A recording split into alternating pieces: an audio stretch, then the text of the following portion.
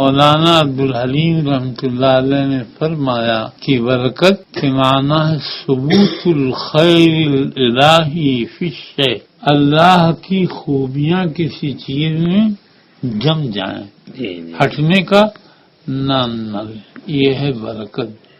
ایک مرتبہ میں دیوبند گیا مفتی محمود صاحب کے یہاں، صبح کا ناشتہ کیا، دوپہر کا کھانا اور فوراً روانہ۔ جیسے ہی دارالعلوم کے دروازے پر پہنچا، جیب میں ہاتھ ڈالا، وہاں کچھ بھی نہیں۔ میں نے کہا جاؤں گا کیسے؟ ایک لڑکے کو بلایا، میں نے کہا جا مولوی حلال کو بلا کے لا کہ سبق میں نے کہا کچھ ہی کر رہے ہوں ان سے کہہ دو کہ یونس رکشے کے اوپر ہے، آپ کو بلا۔ وہ آئے، میں نے کہ کان میں کہا میرے پاس کرایہ نہیں ہے۔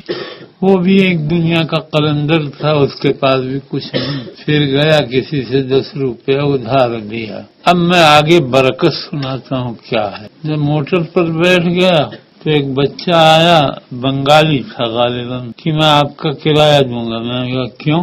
کرایہ میں کہنے لگا اچھا دے دیجیے، بعد میں لے لوں گا۔ میں نے کہا چلو چاہیے۔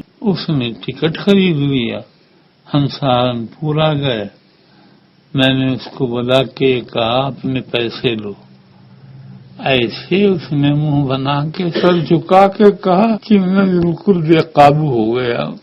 کہنے لگا میری تو رائے یہ تھی کہ میری پیسے سے آپ سفر کر لیں۔ میں نے کہا اچھا چل، یہ ہے برکت۔ وہی 10 روپیہ تھا نہیں، احرار لایا، ادھار لایا، اور اس کے بعد جو ہے آگے چلے تو اب اللہ تعالیٰ نے اس بچے کے دل میں ڈالا کہ ان کو کرایہ دو۔